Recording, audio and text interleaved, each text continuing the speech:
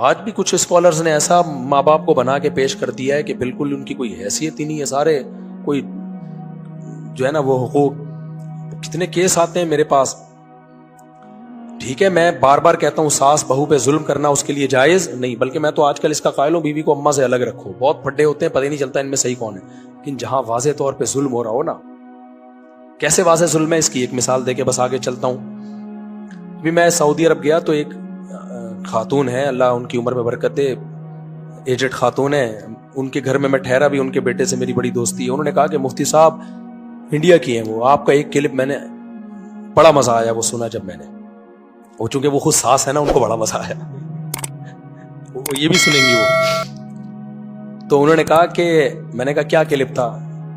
کہتے ہیں آپ سے کسی نے پوچھا کہ مفتی صاحب میری والدہ بوڑھی ہیں، میری بیوی ان کو گھر میں رکھنے کے لیے تیار نہیں ہے. تو اب وہ میں پورا کلپ اپنے الفاظ میں سنا دیتا ہوں. انہوں نے مجھے میرا یہ کلپ سنا ہے تو میں نے جواب میں کہا بھائی پھڈا ہو رہا ہوگا، اماں کی غلطی ہوگی. کہہ رہے ہیں بوڑھی بیچاری ایک کمرے میں رہتی ہے. میں نے کہا چلو کس کوئی دوسرا بیٹا رہ لے. کہہ رہے ہیں اماں کا اور کوئی بیٹا بولو نہیں ہے، میں اکلوتا ہوں، تو میں کیسے چھوڑ دوں اپنی اماں کو. میں نے کہا کام بہت زیادہ لے رہی ہوں گی بہو سے، تو آپ ایسا کرو اماں کو رکھو اور کام کے لیے اللہ نے آپ کو مالی وسعت دی، کوئی ماسی واسی رکھو. کہہ رہے کام کا مسئلہ بھی بولو نہیں ہے، بس وہ کہہ رہی ہے تمہاری ماں اس گھر میں رہے گی نہیں، میں نے تم سے شادی کی ہے. تمہاری اماں سے شادی، آج کل کی نئی جنریشن کے دیکھ رہے ہو آپ، تمہاری اماں سے شادی تو بوائے فرینڈ بنا لیتی.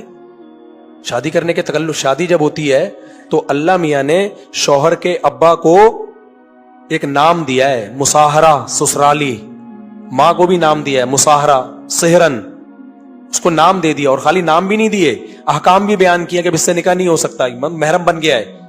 ایسا کیسے ہے، اس کا کوئی حق ہی نہیں ہے. قرآن و سنت میں کہتے ہیں سسرال کا کوئی، سسرالیوں کے رشتوں کا کوئی ملتا ہی نہیں ہے. گورا بھی اتنا ماڈرن نہیں ہوا، وہ بھی کہتا ہے فادر ان لا، اس نے بھی باپ تو مان لیا، اس نے بھی، وہ الگ بات ہے اپنے ابا کو جب پروٹوکول نہیں دے رہا تو ان لا کو کہاں سے دے گا وہ، لیکن ڈکشنری میں اس کے بھی ہے. اور ہمارے بعض اسکالر کہہ رہے ہیں ساس سسر کا کوئی حق اسلام میں ہے ہی نہیں، حالانکہ ہے. حدیث میں آتا ہے تمہاری ماں اگر حکم دے نا، باپ حکم دے بیوی چھوڑ دو تو چھوڑ دو اس کو، اگرچہ اس حدیث میں ڈیٹیل ہے کہ ظلم کر رہی ہو ان کے ساتھ، زیادتی کر رہی ہو، جیسے کہ فقہا نے بیان کیا اس حدیث کی تشریح میں. تو مجھے وہ کہنے لگا کہ بھائی میری اماں کوئی اور رکھنے والا ہے نہیں، میں اکیلا ہی ہوں، بوڑھی ہے.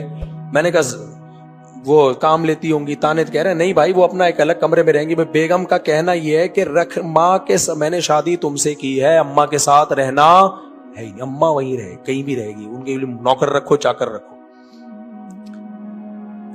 میں نے کہا دیکھو آپ لے آؤ زبردستی. کہہ رہے کسی قیمت پہ رہا. میں نے کہا پھر چھوڑ دو اس بیوی کو، طلاق دے دو. کہہ رہے 3 بچے ہیں. میں نے کہا دوسری شادی کرو، 6 بچے پیدا کر لو اس سے. ان 3 کا رونا رو کے اپنی ماں کا بیڑا مت گئی. کیونکہ بعض شرارتی، میں بار بار کہتا ہوں ساری عورتیں ایسی نہیں ہوتی بھائی، اور بہت سے مرد بھی بڑے ظالم ہوتے ہیں. ابھی تو میں ایک طرف کے کیس سنا رہا ہوں، لیکن بچوں کی وجہ سے بعض شرارتی عورتیں نا مرد کی کمزوری سمجھ کے بلیک میل کرنا شروع کر دیتی ہیں. ان کو پتا ہے بچے چھوڑ کے کہاں. میں نے کہا کل تیرے یہی بچے تیرے ساتھ یہ سلوک کریں تو تو کہے گا ان کمبختوں کو میں نے پیدا کیا. اور میں نے کہا ہوگا تیرے ساتھ بھی یہی. یہ تو میں بتا دوں یہ 3 بچے تیرے لیے ویسی عذاب جان بنیں گے جن کی ماں یہ تربیت کر رہی ہے. کل یہ بھی تجھے چھوڑا پھر روئے گا کاش میں ان کو پہلے چھوڑ دیتا. اور میں ایسے کیس بھی دیکھ چکا ہوں، میں ایسے کیس دیکھ چکا ہوں. بچوں کی وجہ سے ایک ایسی ہی شرارتی عورت کو ایک صاحب نے برداشت کیا. وہ مجھے اپنا واقعہ سناتے ہوئے رو رہے تھے، بوڑھے آدمی تھے، اور کہہ رہے وہی بچے میرے باغی بنے اور میں ہارٹ اٹیک میں پڑا ہوا ہوں، کوئی میرا بچہ اٹھانے کے لیے مجھے ہاسپٹل لے جانے کے لیے تیار نہیں تھا.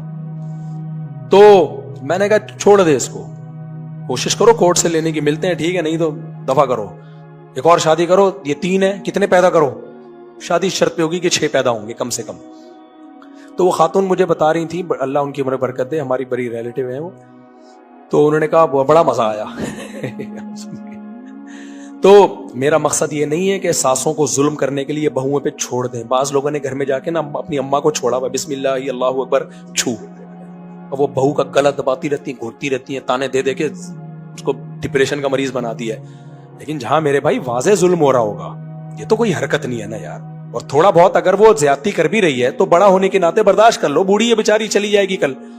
ایک اور دبئی میں بھی ایسا کیس ہوا تھا, وہاں بھی ایک صاحب نے کہا یار میری ماں اکیلی رول رہی ہے, میری بیوی کسی قیمت پہ تیار نہیں ہے. میں نے کہا چھوڑ دے بیوی کو, نہ اللہ نہیں چھوڑے گا تجھے قیامت کے دن, چھوڑ دے اس کو.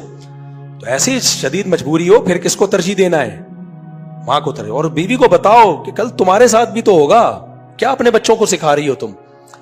تو کسی پہ بھی ظلم نہ ہونے دو, نہ ماں کی وجہ سے بیوی پہ ظلم ہونے دو, نہ بیوی کی وجہ سے ماں پہ ظلم ہونے دو. اور دوسری بات, بڑوں اور چھوٹوں میں جب کوئی گڑبڑ ہوتی ہے تو تھوڑا کمپرومائز چھوٹوں کو کرنا پڑتا ہے, سمجھ رہے ہو, تب گھر بستا ہے. بڑوں کو زیادہ مجبور نہیں کیا جاتا, وہ تو ایک عادت پہ سیٹ ہو چکے ہوتے ہیں. چھوٹوں کو میں برداشت ہوتی ہے, جوان ہوتے ہیں, ان کو کہا جاتا ہے بھائی بوڑھے ہیں برداشت کر لو. تو کمپرومائز چھوٹوں کو کرنا پڑتا ہے. اچھا میرے بھائی, وَلَا تُشْرِكُوا بِهِ شَيْئًا, میں بتاتا ہوں کیا کرنا ہے, شرک نہیں کرنا اور ماں باپ کے ساتھ اچھا سلوک کرنا ہے. وَلَا تَقْتُلُوا أَوْلَادَكُم مِّنْ إِمْلَاقٍ, غربت کے خوف سے اپنی اولاد کو قتل نہیں کرنا. اور اسی آیت کے تحت علامہ ابن کثیر نے لکھا کہ حمل گرا دینا غربت کے خوف سے, یہ بھی اسی میں داخل ہے. آج فیملی پلاننگ والوں نے لوگوں کو غربت سے ڈرا ڈرا کے نا کہ کھائیں گے کہاں سے, کھائیں گے کہاں سے. اللہ کو اس پہ بہت غصہ ہے کہ پیدا ہوتے ہی ماں کی چھاتیوں میں دودھ پیدا کر کے بتا دیتا ہوں کہ میں رزاق ہوں, تو پھر کیلکولیشن کیوں کر رہے ہو بیٹھ کے؟ مجھے چھوڑ کے کیلکولیٹر کو فوکس کیوں کر رہے ہو؟ تو اس لیے اللہ نے فرمایا نحن نرزقکم وإیاہم, ہم تمہیں بھی رزق دیں گے اور ان کو بھی رزق دیں گے. تو کبھی بھی غربت کے خوف سے بچے مت روکیں, یہ اللہ پر الزام ہے. لوگ اس کو ہلکا سمجھتے ہیں لیکن اللہ کی نظر میں یہ بھاری. ویسے ہی آپ اولاد نہیں کر رہے, آپ کو چاہیے نہیں, ایک الگ بات ہے وہ, لیکن آپ یہ سوچ کے میری تنخواہ کم ہے تو بچے کم پیدا کروں, یہ تو بہت بڑا کس پہ الزام لگا رہے ہو. اس کا مطلب یہ جو پیدا ہونے والا ہے یہ آپ کی اولاد پہلے, اللہ کی مخلوق بعد میں ہے. بھائی اللہ کی مخلوق پہلے ہے, وہ تو مخلوق ہے, اللہ نے تمہاری طرف نسبت کر دی ہے اس کی, جو کسی نے کسی کے تو جھولی میں ڈالنا تھا نا اس کو, تو یہ اللہ کی پہلے ہے. تبھی ماں اپنی چھاتیوں میں دودھ تھوڑی پیدا کرتی ہے, کون پیدا کرتا ہے؟ اس کو پتا ہے جیسی پیدا ہوگا. تو اس سائن ہے کہ جب یہ دودھ آئے گا, جب دودھ دے سکتا ہے تو سب چیزیں دے سکتا ہے. اور اگر کوئی زیادہ بچوں والا غریب ہے تو یقین کر لو بھائی اللہ کی طرف سے آزمائش ہے یہ, کیونکہ ایک والا بھی غریب ہو سکتا ہے, زیادہ والا بھی ہو سکتا ہے. اس کا بچوں کی کثرت سے کوئی تعلق نہیں ہے. جیسے اللہ نے ہر بیماری کی دواؤں بہت ساری شفا کے لیے پیدا کی ہیں, لیکن پھر بھی کھا کے شفا نہیں مل رہی ہوتی, اس میں دوا کا قصور نہیں ہوتا, وہ تقدیر ہے بھائی, کہ دنیا میں ساری چیزیں آپ کی مرضی کی نہیں ہوتی. آگے اللہ فرماتے ہیں وَلَا تَقْرَبُوا الْفَوَاحِشَ مَا ظَهَرَ مِنْهَا وَمَا بَطَنَ, بے حیائی کے قریب مت پھٹکو, جو کھلی بھی بے حیائی اور چھپی بھی بے حیائی. اور اسی بے حیائی کو قرآن دوسرے مقام پہ کیا کہتا ہے؟ زنا کھلی بے حیائی ہے. لا تقربوا الزنا, زنا کے قریب مت جاؤ. دوسرا حدیث میں آتا ہے زنا بھی حرام ہے, اور زنا کے لوازم جو مقدمات ہیں نا, جو زنا کی طرف لے جانے کا ذریعہ بنتے ہیں, وہ بھی حرام. تبھی نبی نے فرمایا آنکھ بھی زنا کرتی ہے. آپ فوش موویز دیکھ رہے ہو انٹرنیٹ پر, یا لڑکیوں کے نیم برہنہ جسم کو دیکھ کے لذت حاصل کر رہے ہو, تو آپ کی آنکھ نے زنا کر لیا. آپ لڑکیوں سے باتیں کر کر کے دل بہلا رہے ہو, کچھ نہیں لگتی آپ کی وہ, بس دیکھو نا کسی بندے کا فون آئے گا ٹھک کر کے 2 منٹ میں جواب دے کے رکھ دیں گے. خاتون کا فون آئے گا چپک جائے گا, بہت اچھی طریقے سے سمجھانا شروع کر دے گا, آپ اس کی آواز سے لذت لے رہے ہو, دل بہلا رہے ہو. تو نبی نے فرمایا کس کا زنا ہے؟ کانوں کا زنا. اللہ کہتے ہیں یہ اپنی ڈکشنری سے کیا کر دو, نکال دو. ایک راستہ اللہ نے بتایا, جوان ہو گئے, بالغ ہو گئے, عورت کی طرف رغبت ہے, اللہ نے کہا 4 شادیاں کرو. کیونکہ جب آپ بولو گے نا ابا میں 4 کروں گا, ابا کہے گے ایسی کی تیسی تیری, تو نتیجہ اس کا یہی نکلے گا کہ اللہ میاں کہہ رہے بھائی 2 2 3 3 4 4 کر لو.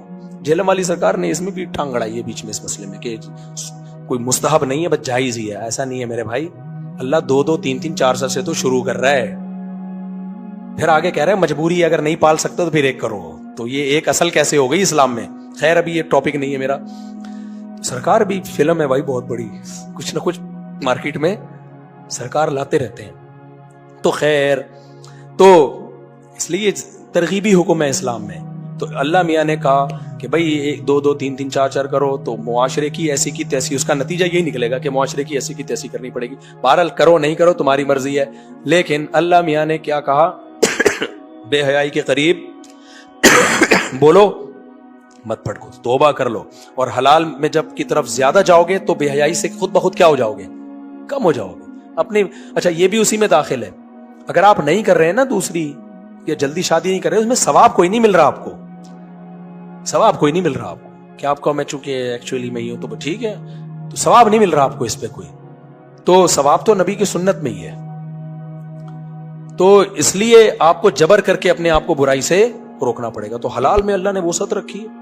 بھائی ایک آدمی کو ڈر ہے کہ مجھے بھوک لگے گی, میں چوری کروں گا, پیٹ بھر کے پیسے سے خرید کے حلال کھانا کھا لو, کم از کم یہ چوری کی ٹینشن سے جان کیا ہو جائے گی, چھوٹ جائے گی. تو یہاں بھی ایسا ہی ہے, حلال میں اتنی اللہ نے وسعت رکھی ہے کہ جب حلال سے آپ سیر ہو جاؤ تو حرام سے 100% بچت نہ بھی ہو نا, اس جیسی ٹھڑک نہیں رہے گی جو ہوتی ہے. گالی آ رہی تھی لیکن پی گیا میں, جو ان لوگوں کی ہوتی ہے جو خاص قسم کے ٹھرکی ہوتے ہیں, ان کی ٹھڑک ختم ہو کے دے ہی نہیں رہی ہے. تو یہ سارے وہی لوگ ہوتے ہیں جو نکاح سے دور بھاگتے ہیں. سعودی عرب میں دیکھو, جب تک 2-2, 3-3, 4-4 شادیوں کا رواج تھا, وہاں بے حیائی کا تصور نہیں تھا. اب پیسہ بہت آ گیا, 4 بیوی ہر آدمی رکھ سکتا ہے. یہ جو لوگ کہتے ہیں نا غریب معاشرے کو 4 شادیوں کی ترغیب نہیں دی جا سکتی, یہ بات ہی غلط ہے. سعودی عرب میں عرب جب غریب تھے نا 4 بیویاں رکھتے تھے, جب تیل کی دولت سے مالا مال ہوئے 4 شادیاں سوسائٹی میں ختم. کیوں؟ دولت آتی ہے تو عیاشیاں آتی ہیں, پھر شادیاں بولو نہیں آتی ہیں. ابھی بھی عرب میں جو غریب ملک ہیں ان میں 4 شادیوں کا رواج زیادہ ہے. سوڈان غریب ملک ہے, سب 4 کرتے ہیں. سعودیہ امیر ملک ہے, 4 کا رواج مارکیٹ سے کیا ہو رہا ہے, شارٹ. وہاں بہت ساری عورتیں بوڑھی ہو رہی ہیں, شادیاں نہیں ہو رہی ان کی. تو یہ دولت کی بات نہیں ہے, یہ کس کی بات ہے بھائی, ظرف کی بات ہے. تو ہمت کرو, ہے سوسائٹی کی ایسی کی تیسی. اچھا خواتین یہ بیان سن کے میرے بہت خلاف ہوتی ہیں, لیکن جو آپ کی 3 مزید بیویاں بنیں گی وہ خواتین ہی ہوں گی. یہ عجیب رپورٹ ہے. اب میرا یہ بیان خواتین, یہ دیکھو ہماری میاں کو خراب کیا, یہ دیکھو ہر وقت عورتوں کے خلاف. بھائی میں عورتوں کے خلاف ہوتا تو جو عورت ہی تو دوسری تیسری چوتھی بنتی ہے, اس کو پتا ہے میرا فائدہ ہے اس میں, تبھی تو بن رہی ہے. تو عورتوں کو فائدہ ہو رہا ہے اس سے, نقصان نہیں ہو رہا ہے اس سے. خیر نہیں کرو, تمہاری ایسی کی تیسی جو کرنا ہے کرو بھائی, ہم تو وہ بیان کریں گے جو قرآن کہہ رہا ہے.